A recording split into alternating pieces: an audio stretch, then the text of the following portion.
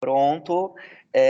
Boa noite para todo mundo que está aqui assistindo a gente, depois da exibição desse belíssimo documentário Paraíso, construído pelo Marco Alves, aqui presente conosco, para bater para bater um papo com a gente sobre esse trabalho, o Fernando Errara, que também está presente, e a Caetana Brito, que não está presente conosco, mas que participou junto com esses dois profissionais aqui, na concepção, na construção desse trabalho tão importante para a gente conversar um pouco em relação à memória, à idade idosa, que é o nosso público aí, que a gente resolveu dar uma atenção especial nesse mês de julho, na programação dos Centros Educacionais Unificados da cidade de São Paulo.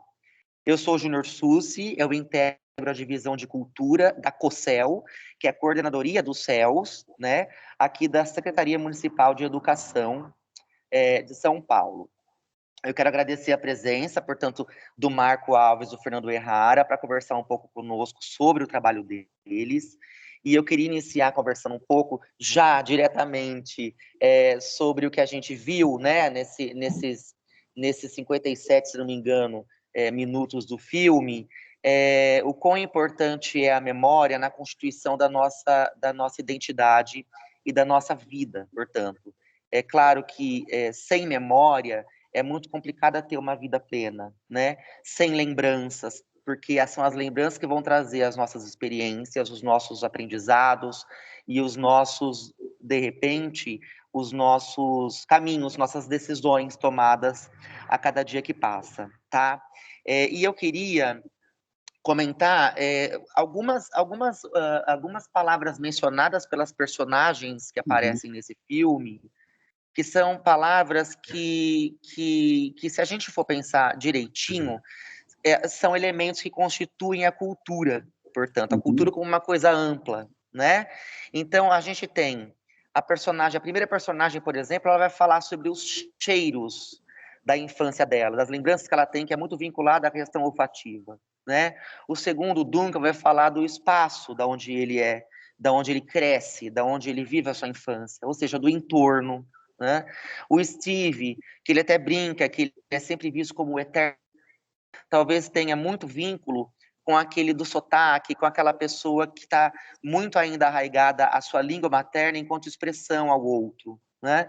A Judy e também o próprio Agostinho, que são os dois personagens que aparecem em tempos distintos do filme, eles lembram da música, e a música a gente bem sabe que ela é tão potente, ela é tão forte com a gente, né, pra gente, na constituição das nossas lembranças, dos nossos afetos, dos nossos encontros ou até desencontros.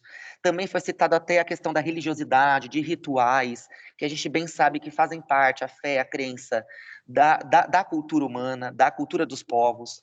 Alguns símbolos, alguns objetos simbólicos, como a flor vermelha, como a pesca, né, como os elementos de festas regionais, os arraiais, enfim, são todos elementos que são citados e levantados. Dança, brincadeiras, parques de diversão, mesmo que sejam sem aqueles parques de brinquedos que Uhum. funcionam ali por eletricidade, enfim, são palavras e são memórias trazidas para a gente pelos participantes do filme, pelos entrevistados, pelas personagens, que sempre vai de encontro direto com a gente e com aquilo que a gente pensa e entende como educação integral, inclusive, né? Sim. Por que eu estou dizendo educação integral?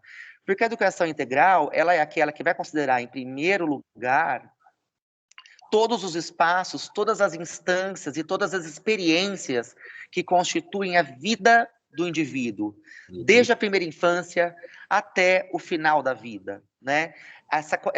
Esse aprendizado constante que vem através da experiência, das sensações, das trocas, dos relatos, dos debates, enfim, de tudo isso que nos rodeia ao longo de toda a nossa vida, Uhum. é ela quem, para a gente que é grande defensor da educação integral, que é a grande base dessa educação ampla, né? Uhum.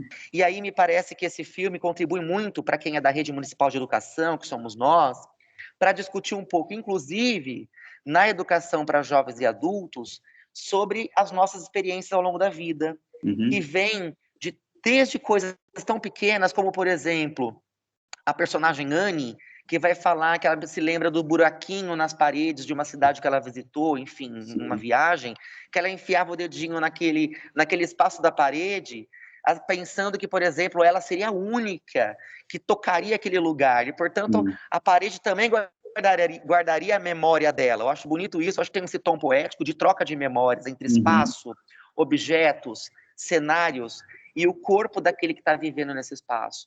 Então, dito isso, eu só tenho a agradecer pela colaboração de ceder para a gente, de partilhar com a gente da educação, sobretudo neste mês, né, que a programação está vinculada a isso, a essa temática, o filme de vocês, com imagens muito bonitas, com tempos de transição muito belos, e aí eu acho que nada mais justo, nada mais coerente da minha parte e da parte da Secretaria Municipal de Educação, do que ouvi-los, dar a palavra a vocês, mas é claro que eu não vou deixar de fazer umas perguntinhas aqui, porque eu quero tirar essas curiosidades, né?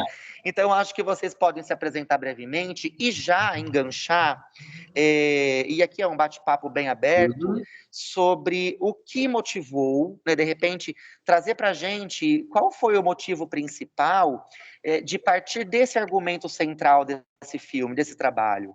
Houve algum motivo pessoal? Houve a influência de alguma história ouvida de outrem? Enfim, o que levou à escolha desse assunto, dessa temática, desse argumento central do filme? Tá. Muito obrigado.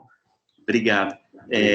Bom, posso começar, Marco? Pode, vai, Fernando. Eu sou o Fernando, muito obrigado pela apresentação, achei super bonitinho a maneira como você fez a descrição e bem curioso você pegar cada personagem com suas memórias, né? Mas vindo à sua pergunta, na verdade, assim, tudo começou com outro projeto. Existia um projeto encomendado, nós rabiscamos, e até o termo era em inglês, chamava-se homesick, que significa saudade, tinha alguma coisa a ver com a Irlanda, né? A gente queria fazer uma relação entre a relação dessa memória do seu território de origem. E eu acho que os irlandeses têm alguma coisa muito saudosista em relação a isso, né? Esse projeto não foi para frente, mas a gente tinha criado uma base muito bonita para alguma coisa, uma exposição, um vídeo, um documentário, e foi assim que a gente começou a se debruçar nesse projeto. Na verdade, a gente não fez um roteiro, assim, muito definido. A gente tinha uma vontade, um desejo, né, de explorar um pouco esse lugar da memória das pessoas. E, curiosamente, assim, a gente fazia uma pergunta só para cada personagem, que era assim, a gente traduziu a saudade por outra palavra, por paraíso. Uma coisa que, ao invés dele resgatar, tentar aguçar onde está o desejo dela. E, curiosamente, as pessoas recorrem às suas memórias do passado. Isso a gente achou muito, muito interessante, né? Eu lembro que no começo, quando a gente fez essa transição de um projeto para o outro, né, o primeiro projeto ele era muito vinculado, de fato, a essa coisa da condição do imigrante, né? E quando a gente resolveu que, assim, que a gente podia ampliar, ele ganhou, de fato, assim, a gente se propôs e a gente fez essa pergunta para cada um de nós. E a gente elaborou o que seria o nosso paraíso. Então, antes, para a gente testar, ver se tinha potência. E foi assim, de fato, foi uma grande surpresa, assim, porque a gente percebeu que quando a gente faz essa pergunta, era quase que inevitável que a gente era jogado a um tempo passado, assim, sabe? E a presença da infância, ela se fazia, assim, presente demais, e no meu caso era uma imagem que vinha, que me remontava, que eu fiquei espantado, que eu não lembrava e eu não tinha, ainda não falava. Era uma imagem que eu estava no colo do meu pai, né? E o Fernando tinha uma outra também de uma situação que ele era muito pequeno. E a gente fez isso e viu que era potente, né? E a gente resolveu, então, ampliar isso e não ficar preso somente para essa condição, né?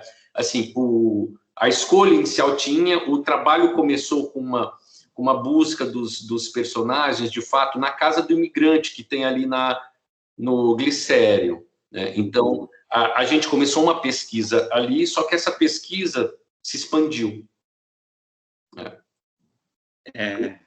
Foi bem interessante, porque realmente, de fato, quando você perguntar qual o seu paraíso, você pode até esperar que a pessoa diga assim, ganhar no Mega Sena e, né, ficar num barco pro resto da vida tomando sol, mas não, curiosamente, as pessoas vão para esse lugar do passado. E outra curiosidade, muitas vezes as lembranças são dolorosas, não são lembranças tão boas, elas trazem junto as dores, né? E engraçado, isso me fez pensar muito o porquê disso. Talvez as pessoas queiram, uma vontade dela se colocar no tempo e no espaço, para se entender como indivíduo, né? Tem uma outra questão, astros, né, que ela vai deixando e ela quer recolher para ela, né? Para ela assim, Susi, tem uma questão que você falou da música toda, assim, a música é uma coisa assim muito presente na minha vivência, né?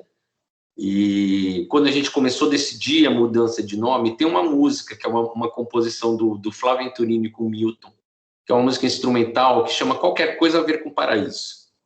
E é um estudo, de fato, assim, que eles fazem. Cada um fez um depoimento musical do que o que é o paraíso para o Milton e para o Flávio, assim. E a música é bela. Eu citei isso numa reunião e aí assim acharam que isso era interessante, de fato, essa coisa do paraíso, né? E aí foi quando a gente decidiu fazer essa proposta, assim, vamos então fazer, vamos experimentar, né? E aí saiu isso. Né? Uma maravilha isso, até porque com essa relação da saudade, né? Essa substituição dos termos. Sim. Até porque é engraçado isso que o Fernando colocou, que nessa ida e vinda, né, de tempos, uma pessoa que é ali colocada para falar sobre a sua vida e sobre espaços de paz, de felicidade, se é assim que a gente pode pensar o paraíso, como muitas pessoas preferem não repetir algumas experiências, porque isso não seria o antônimo de paraíso para elas, como também tem as pessoas que gostariam de estar sempre paradas naquele momento, sim, né? Ambas as possibilidades estão um pouco inviáveis, né? Para uma vida onde tudo está em transformação, como a gente bem sabe, né? Então, acho que a ideia é mais ou menos essa, né? Constituir, construir os nossos paraísos a cada dia. Exato. E aí, eu acho que até parto para a segunda pergunta, já que a gente começou já a citar algumas personagens e como elas estavam ali lidando com as questões que vocês estimularam nelas, como foram escolhidas essas pessoas que aparecem no filme? Então, a questão, assim, a gente começou com uma pesquisa na casa do imigrante, de lá a gente tem, por exemplo, o Nicolas, tem mais uns outros, agora me foge o nome, assim, mas foi uma base grande, e aí a gente começou de fato, quando a gente propôs esse exercício para a gente viu que sentiam pessoas próximas da gente que elas poderiam contribuir.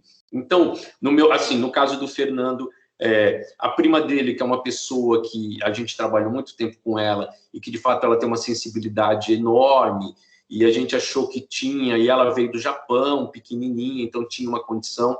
Tem a minha avó, que é a avó Maria, que aparece no filme, é a minha avó, né? Então, mas todos assim, a gente fazia uma indicação e a equipe toda, a gente avaliava, fazia uma primeira conversa, uma entrevista, né? E depois, assim, de decidido, a gente voltava e marcava a gravação para valer, assim, né? Mas sem direcionamento. A gente não fazia nenhum tipo de direcionamento prévio.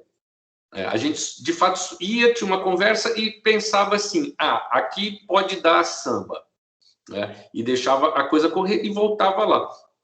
Tem uma questão curiosa que, assim, é uma coisa até que tange um pouco a escolha técnica do filme, que é o filme todo, ele é diferente a forma de fazer um pouco. O Fernando falou, não tinha um roteiro, a gente não tinha mesmo um roteiro, a gente teve os personagens, a gente escolheu, e aí a gente teve um cuidado muito grande assim de fazer o som, a gravação, a fala é o material principal todo. Então as pessoas vão perceber que as falas têm edições assim. Eu já recebi algumas críticas dizendo assim, vocês não deram fluência, sabe, tem uns cortes abruptos, porque depois que a gente recolheu esse material, a gente foi fazer de fato um roteiro de edição, e a gente percebeu, assim, durante a entrevista, e depois ficou mais claro na hora de fato de você fazer, que a memória é uma coisa engraçada, assim, até tem um texto do Guimarães que a gente se referia, quando a gente fez o filme lançamento, a Caetana, assim, adora Guimarães Rosa, e aí eu reli o Grande Sertão, e tinha uma fala que dizia alguma coisa assim, que a lembrança da vida da gente se guarda em trechos diversos, cada um com seu signo e sentimento, um com os outros, acho que nem não misturam, né? Contar seguido alinhavado, só mesmo sendo as coisas de rasa importância. Então, foi aí que a gente percebeu, assim, a pessoa pegava um embalo para contar uma história, mas quando ela parava e vinha aquele assim, vinha uma lembrança que não estava no roteiro mental da pessoa. E essas, para a gente, se transformaram, de fato, assim, a coisa mais preciosa, porque era essa espontaneidade dessa memória que brota naquela conversa que a gente falou assim, é isso, essa é a matéria para se trabalhar. Né? E assim, como eu tenho também, o Marco falou, né, a Leila, a primeira que fala, né, dos cheiros, das lembranças, conheço muito bem as histórias dela, e é uma coisa assim que ela fala que muitas coisas parece que não, talvez nem tenham acontecido, né? As coisas se confundem, né? A memória da gente funciona dessa maneira, né? Um cheiro você vai lembrar, mas fica um pouco difusa essa paisagem, né? De como que foi aquilo, mas a necessidade de você colocar aquilo em algum lugar é tão grande que você acaba criando. E assim, pode não ter acontecido, mas é uma verdade também, né? A verdade, eu acho que a gente constrói ela, né? Se tivesse uma câmera filmando aquele momento, talvez não tenha acontecido daquela maneira, mas é como a gente registrou, é como a gente guarda e carrega isso para a vida, né? Então, essa coisa Não, certamente, né, Fernando? Eu acho engraçado você comentar isso, porque eu acho que a memória, ela é também... A gente pensa que a memória ela é constituída por imaginação também. Sim, exato. E aí isso só prova que a gente, para se manter vivo, a gente precisa imaginar. A gente precisa criar, né? Então, essas lacunas que a criança vai preenchendo também, né? São lápis. Até uma coisa engraçada que o Marco falou, dos cortes secos, as mudanças abruptas, de repente, me parece que é mais ou menos assim que funciona um pouco as imagens que vêm à tona, né? Na nossa cabeça, quando a gente vai resgatar algumas sensações ou alguns tempos anteriores. Então, são flashes de momento, e aí o nosso cérebro vai criando essas conexões para tentar formar umas narrativas que nos deixam um pouquinho mais coerentes, né? E esses personagens, com certeza, elas vão trazer essa prática da mesma maneira, porque a vida é um pouco assim, né? Sim. Agradeço, inclusive, você ter, inclusive, comentado, né, sobre as escolhas dos personagens, seja por conhecidos, seja pelo museu lá, e até porque a questão dos imigrantes, a gente sabe muito bem também como é cara essa questão da memória, né? De repente, ser deslocado de um tempo para outro tempo, de um espaço para outro espaço, de uma cultura para outra cultura, em muitas vezes, né? Então, eu acho que é mais uma camada de interpretação e de discussão que a gente pode ter para fazer com a comunidade escolar, né, com a criançada, exatamente, com os nossos estudantes. Aí eu aproveito, já que vocês falaram de umas curiosidades aí em relação, por exemplo, comentários sobre os cortes e tal. E eu queria ouvir dos dois se vocês teriam um exemplo que seja de possíveis desafios, né, uma dificuldade exata, ou curiosidades, que pode ser, olha, um imprevisto ou uma coisa engraçada que tenha ocorrido ao longo da produção do trabalho. Olha, eu não vou lembrar pontualmente de um fato, assim, mas eu acho que o processo todo foi muito curioso, né? Uma vez que eu acho que nenhum dos três tinham experiência, a gente nunca teve uma experiência de audiovisual, de dirigir um documentário, de fazer alguma coisa. Então, assim, teve essa leveza da gente conduzir de uma maneira meio até intuitiva do trabalho. Por outro lado, como tanto o Marco, eu, a Caetana, nós somos, assim, temos uma base de arte né, em relação ao trabalho também, a gente tem uma necessidade estética também. Então, acontecia de, estamos lá, né, não estamos gravando, aí a gente vê alguma coisa, vamos filmar aquilo? A gente ia captando, vamos construindo, inclusive, a memória dessa aventura de se fazer, né? Então, algumas imagens, assim, bonitas, pela beleza mesmo, a gente foi captando. Eu lembro de eu querer, assim, não sei por que eu queria pegar a imagem de um avião voando no céu, sabe? De alguma coisa, aquilo eu acho que significa alguma coisa para todo mundo, sabe? Situações, cenas que você vê, e eu acho que estão muito atrelados a essa questão da memória. Mas tem uma coisa que eu achei, eu achei curioso, porque a lista de pessoas que eu participar, de depoentes, de que iam dar o depoimento para a gente, era, assim, foi bem maior do que resultou o filme, sabe?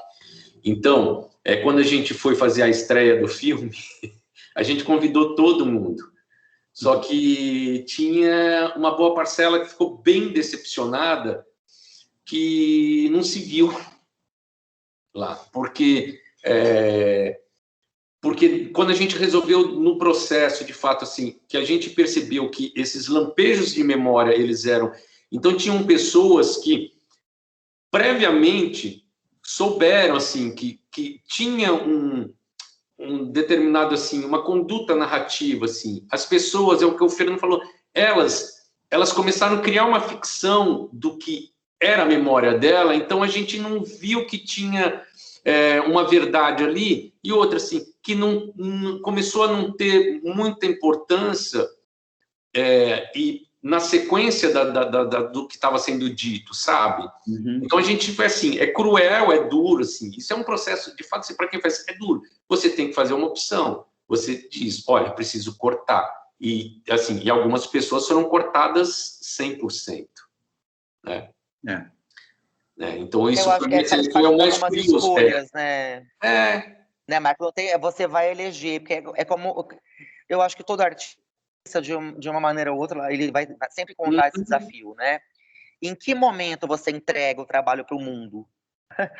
Muitos escritores, inclusive, falam, se ficar ali cozinhando o livro, ele nunca mais vai ser lido, né? Porque chega uma hora, até porque a gente sabe que a obra de arte, ela nunca é finalizada, né? Exato. Ela é entregue. Exatamente. Mas se ela tem um fim, ela é uma obra de arte, né? Assim, quer dizer, ela se encerra em si mesma ali e acabou. Não. Ela, claro, a gente no produto em si, né? Na produção em si, a gente de repente fala, olha, eu vou te abandonar um pouco, né, criatura, né? Enquanto criatura de um criador. E aí entrega para o mundo, e o mundo vai continuando mantendo aquilo vivo. Eu achei interessante que o Fernando, ele já meio que, na questão das curiosidades que podem ter havido ao longo da produção, já respondeu a pergunta aí em relação à construção de imagens. Então, algumas imagens foram coletadas mesmo ali de um modo bem, assim, do desejo do momento e tal. E tiveram algumas, só para encerrar esse primeiro bloco, tiveram algumas imagens utilizadas no filme de arquivo, ou seja, ou imagens das pessoas que eram delas? Então, só imagens que tinham referência às pessoas. Sim. Arquivos pessoais, assim, a gente não pegou nada de arquivo histórico, nada assim, tudo de fato que está lá, mas assim, tem uma coisa bem curiosa. Não necessariamente as imagens que estão lá de uma pessoa, elas ilustram, porque as imagens elas não estão para ilustrar, elas estão para compor uma narrativa. Então, tem muita imagem de uma determinada pessoa que está compondo o universo imagético de outra. Sim. Sabe? Tem muito disso no filme. A gente fez uma coisa assim que a gente embaralhou, aí é um sentimento nosso mesmo do que trazia mais poesia ou trazia mais sentido para determinada situação, né? Mas assim, não tem nada que foi pego em banco de imagem, nada. Tudo foi feito 100% para o filme, né? Inclusive, a gente costuma dizer que esse documentário são... Imagina 2 trilhas passando. Uma de som, né, com a fala das pessoas, tal, e a outra de imagem. Elas não necessariamente estão falando a mesma coisa. E talvez isso gere um certo incômodo para quem está assistindo, né? Porque a gente está acostumado de ver a coisa, né, simultaneamente, a imagem ilustra a fala e vice-versa. E a gente optou por uma coisa um pouco mais livre, assim. Até mesmo as pessoas que são pouquíssimas as que têm cenas que tem ali ela dizendo e o texto está sincado com ela, são poucas, e assim, são momentos que a gente achou que faziam sentido, porque a expressão da pessoa trazia o contexto que a gente esperava. Fora isso, não, sabe, assim... Né? Eu tenho certeza que... Nossa, que bacana, porque assim, eu, pelo menos, ao assistir o filme, primeiro, algumas me parece que foi pega, né? Quer dizer, apropriado e eu tenho certeza que isso tira dúvidas de muitas pessoas aqui que estão nos vendo, porque justamente por essa colagem, né, de tantas imagens e texturas diferenciadas, nos traz a dúvida da origem dessas imagens, né? Obrigado pela resposta. E isso até me lembra esse comentário de 2 linhas, uma de som, outra de imagem, ou a da junção, né, dessa colagem. Me lembra um comentário do cineasta, infelizmente já morto, Harun Farocki, artista visual também alemão, documentarista, que ele dizia que ele gostava muito de comentar as imagens do trabalho dele com outras imagens, e não com palavras ou o verbal, né? Enfim, eu acho muito bonita essa ideia de você comentando uma imagem com outra, e aí vai se ampliando cada vez mais sua sensação enquanto espectador, e, claro, amarrando melhor os conceitos que o artista está colocando ali. Eu só tenho a agradecer essas conversas que a gente está tendo aqui, em relação à produção do filme em si, do que o filme traz para a gente, de como ele pode se dar após a contemplação, digamos assim, a fruição dele. Mas agora eu vou precisar fazer um segundo momento para a gente, com algumas perguntinhas em relação a alguns pontos levantados pelo próprio filme, assim, né, tirando um pouco da questão do processo criativo, de execução e tudo mais. E aí eu pergunto para um de vocês dois o seguinte, aí vocês fiquem à vontade para responder a pergunta. Qual seria a relação, pensando em algumas coisas que o filme nos traz, para bem além, claro, da questão imigrante, qual é a relação da memória com a melhoridade, ou seja, com a fase idosa da vida? Olha, eu estou passando por uma experiência que talvez ajude a responder, porque, assim, de pronto eu não sei te responder, assim, é isso, mas pode ser que seja, né?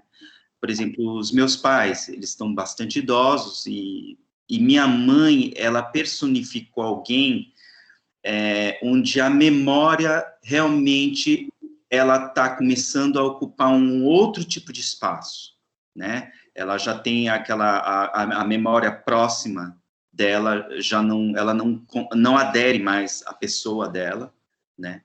E cada vez mais ela expõe a memória mais remota e mais passada.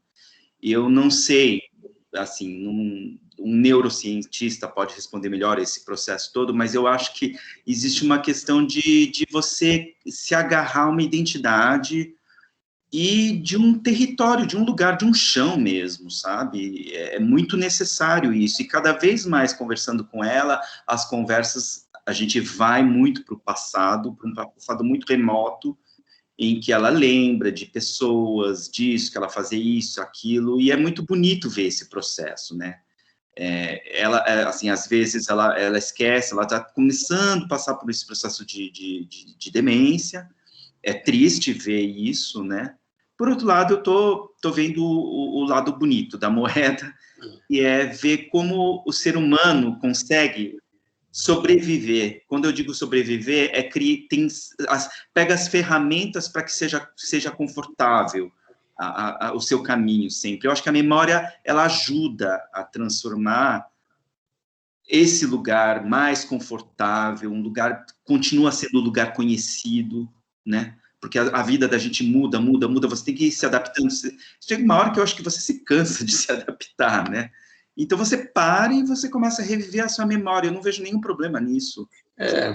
Sabe o que eu penso? Assim, eu passei isso com a minha avó, que é a avó Maria do filme, e é um sentimento meu também, não é uma tese, não é nada, mas o que eu senti é que, de fato, assim, esse apego a uma memória traz um conforto para essa pessoa, é quase que um momento assim, de despedida mesmo, e para fazer com que a gente que está aqui e que a gente enxerga a realidade ainda e a gente acha que elas estão fora da realidade, começa a criar um certo descolamento das duas coisas e traz uma espécie de alívio.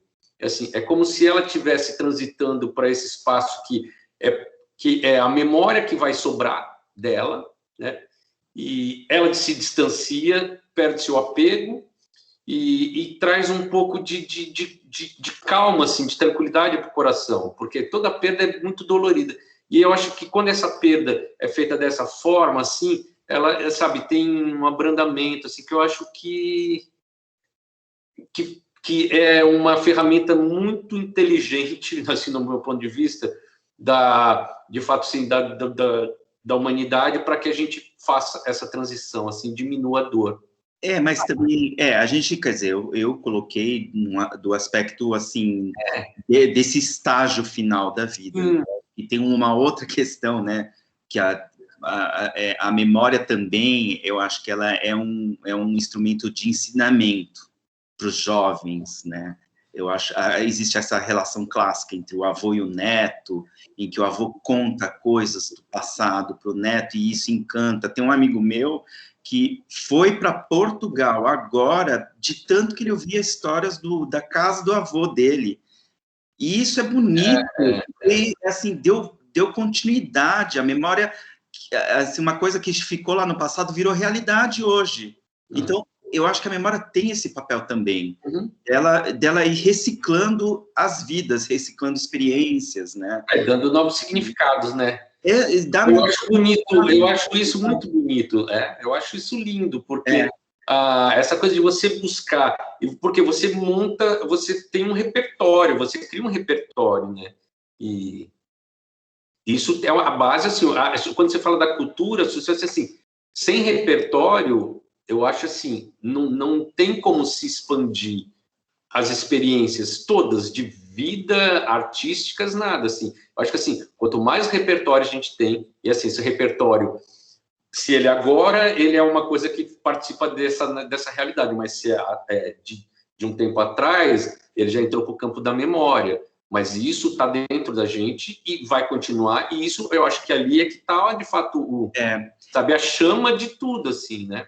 Não querendo estender mais, uma coisa minha, assim, as histórias dos meus pais, que eu sempre ouvi ao longo da vida, curiosidades, meu pai falava assim, aquela rua lá em São Paulo, eu ia muito, tal, ele me conta, aquilo começa fica dentro de mim, toda vez que eu vou para o centro, eu fico imaginando, será que era aqui que ele estava falando, sabe? Eu acho isso muito, muito bonito, assim, preenche, dá um sabor, e eu me sinto único, só eu tenho essa memória que era do meu pai, né?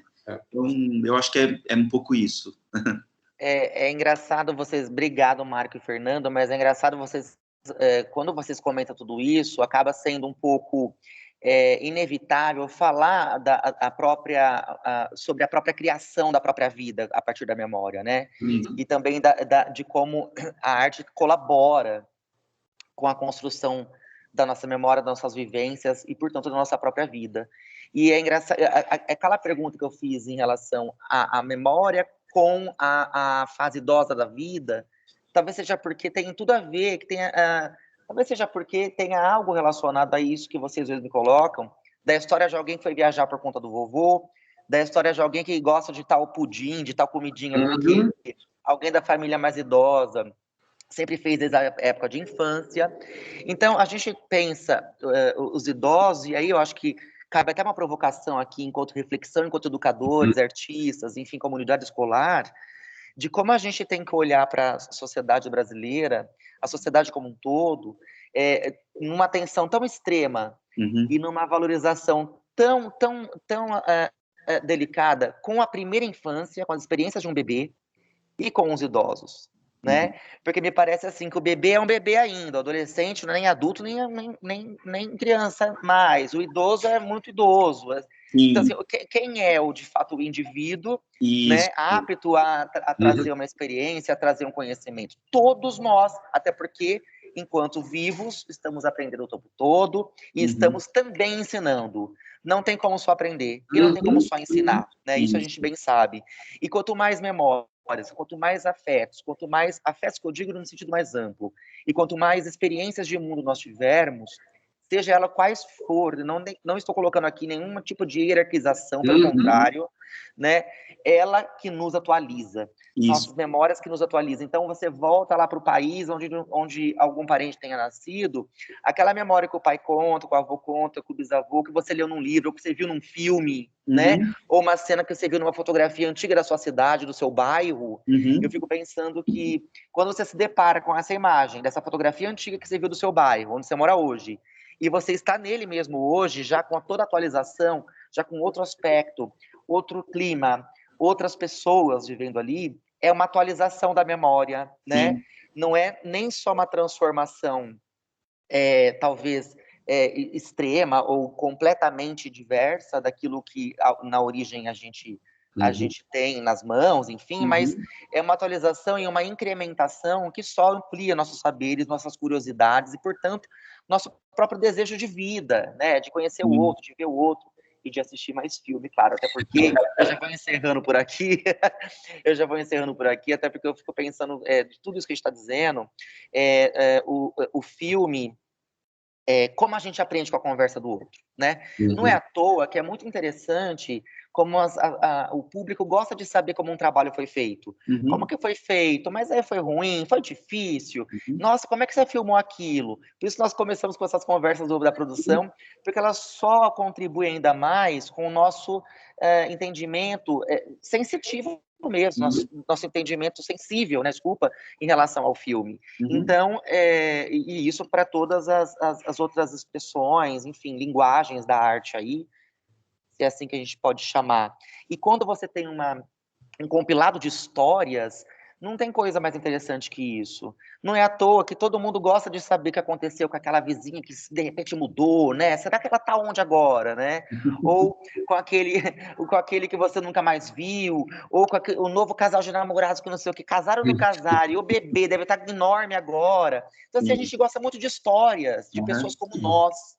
É muito mais interessante histórias de pessoas como nós do que pessoas que estão completamente longe da nossa realidade. O que eu digo da nossa realidade cotidiana. E é por isso, gente, que eu já vou encerrando aqui, dizendo como é importante a educação e a cultura sempre andarem juntas, porque o que o Marco e o Fernando nos traz aqui, de uma maneira ou outra, é a capacidade de criar um objeto tão sensível que é este filme, a partir de nada de milhões de recursos, de grandes efeitos especiais, ou de atores extremamente profissionais, cujo cachê é tão grande, tão alto, né? E aí, assim, expandindo para a nossa rede, né? Pensando como cada pessoa ela é capaz, sim, de construir uma memória para compartilhar para o outro, em qualquer tipo de meio, né? E, nesse sentido, na perseguição desses temas, esses assuntos tão caros à vida, eu queria lembrar uma citação de uma entrevista também do cineasta da Geórgia, o Ottari Osseliani. Ele diz o seguinte: os artistas encontram muitas vezes soluções semelhantes para problemas semelhantes, mesmo que vivam em épocas distintas e sítios distintos. O que ele quer dizer, talvez, com isso, e aí não quero explicar frases de Joceliane, mas é de como é importante a gente entender que, enquanto ser humano, enquanto ser sensível, enquanto ser pensante, a gente está sempre em busca das mesmas coisas, ou seja, do nosso próprio paraíso. E aí, eu agradeço a presença de vocês dois. Gostaria de que vocês também se despedissem brevemente e a gente encerra infelizmente, nossa conversa tão boa. Susi, eu tenho muito a agradecer a receptividade de vocês. Eu fiz um contato rápido, mas assim, foi muito caloroso, gostei demais, assim. Quero poder contar com a parceria de vocês. A gente tem alguns outros projetos assim já sendo encaminhados, um projeto infantil muito bacana, e a gente tem um desejo grande de fazer um lançamento nos céus. Eu aposto muito na educação e na cultura, de fato, assim, para a gente mudar o mundo e transformar isso assim um lugar possível de se viver, tá bom? Agradeço demais, agradeço você pela generosidade, pela amizade já, tá bom? E a gente vai se ver em breve. Eu também. Obrigado. Eu quero agradecer esse encontro. Foi um prazer falar com você e foi um prazer reviver o paraíso.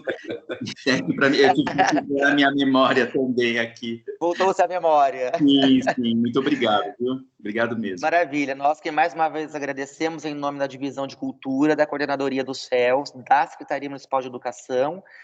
Quero agradecer também a presença de todo mundo que estava aqui conosco, conversando, após a exibição do filme.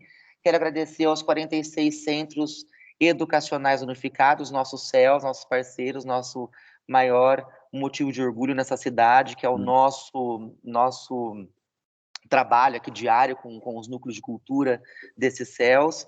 E, bom, só tenho a agradecer. Muito obrigado pelo aprendizado, pela troca. E, mais uma vez, parabéns pelo trabalho. Obrigado. Muito obrigado. Obrigado a vocês. Tchau, tchau, gente.